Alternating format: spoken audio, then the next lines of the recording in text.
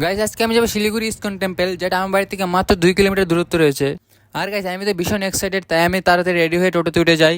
আর guys আমি একা যাচ্ছি না, আমার সাথে যাচ্ছে আমার দিদি আর দুজন বান্ধবী। তারপর ফাইনালি মন্দিরে চলে এসে তোমরা পুরো মন্দিরটা সিনেমেটিক ভিডিওতে দেখে নাও।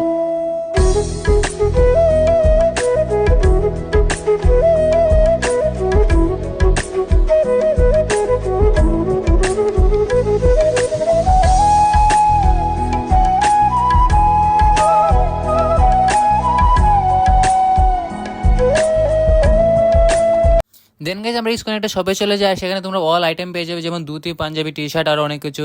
তাই আমার কৃষ্ণটাকে একটা ফটো পছন্দ হয়, তারপর সেটাকে আমি কিনে নিই। তারপর গাইজ আবারও মন্দিরে প্রণাম করে বাড়ির উদ্দেশ্যে রওনা হয়ে যাই। আর বাড়ি যেতে যেতে ডাইনোসরের দাদুর সাথে দেখা হয়ে যায়, তাই আমি একটা পোজ দিয়ে দিই।